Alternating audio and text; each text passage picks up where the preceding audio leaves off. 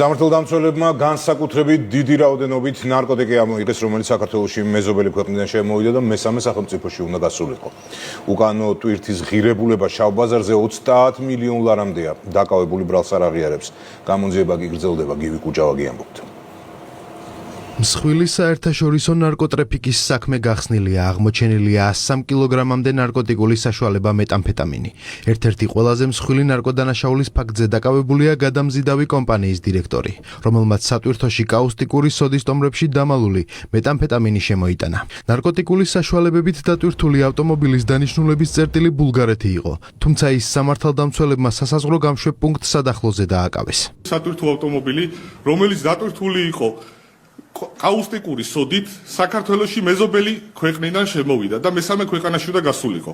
სამართალდამცავებმა ტვირთის დეტალური დათვალიერებისას ტომრებში გადანაწილებული განსაკუთრებით დიდი ოდენობით ნარკოტიკული საშუალება აღმოაჩინეს. შინაგან საქმეთა სამინისტროს ერთ-ერთ მთავარ პრიორიტეტად რჩება ნარკოდანაშაულის წინააღმდეგ ბრძოლა. სამართალდამცველები 24 საათიან რეჟიმში ახორციელებენ შესაბამის კომპლექსურ საპოლიციო ღონისძიებებს ნარკოდანაშაულში ჩართული პირების გამოვლენისა და მათი სისხლის სამართლებრივი პასუხისმგებაში მიცემის მიზნით. სამართალდამცველებმა რისკების შეფასების შემდეგ საერთაშორისო გადაზიდვებში ჩართული სატვირთო ავტომობილი მაშინ შეაჩერეს, როცა ის სომხეთიდან საქართველოში შემოსვლას ცდილობდა.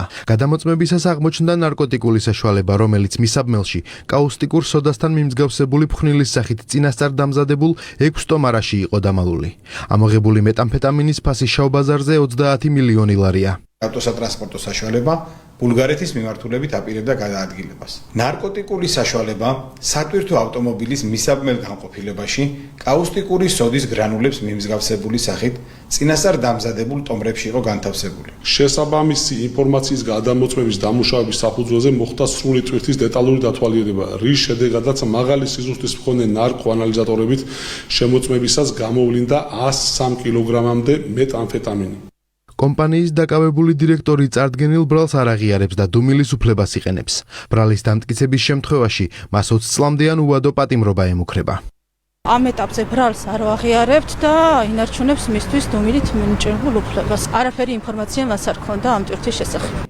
საერთაშორისო ნარკოტრაფიკის საქმეში ჩართული სხვა ფიგურანტების გამოსავლენად შინაგან საქმეთა სამინისტროში გამოძიება გრძელდება. ნარკოტიკული საშუალების უკანონო შეძენის, შენახვის და საქართველოში უკანონოდ შემოტანის ფაქტზე ბრალდებულ სახკვეთის ღონისძიებად პატიმრობა უკვე შეეფარდა. საქართველოს პროკურატურამ 103 კილოგრამი ნარკოტიკული საშუალების უკანონო შეძენის, შენახვის და საქართველოს შემოტანის ფაქტზე უცხო ქვეყნის მოქალაქეს ბრალდება წარუდგინა. ბრალდებულმა დაუდგენელ პირებთან წინასწარი შეთანხმებით განსაკუთრებით დიდი ოდენობით ნარკოტიკული საშუალების ბულგარეთის რესპუბლიკაში ტრანზიტით გადაზიდვის მიზნით თავისი კომპანიის კუთვნილი სატვირთო ავტომანქანა საქართველოდან სომხეთის რესპუბლიკაში გაგზავნა და 28 აპრილს მისი კომპანიის მძღოლის მეშვეობით სადახლოს სასაზღვრო გამშვები პუნქტის გავლით უკანონოდ შემოიტანა საქართველოში. ნარკოდანაშაულების გამოსავლენად შინაგან საქმეთა სამინისტრო სხვადასხვა საპოლიციო ღონისძიებებს ყოველდღიურად ატარებს. აქტიური პრევენციული მოქმედებები საქართველოს სახელმწიფო საზღვრებზეც მიმდინარეობს.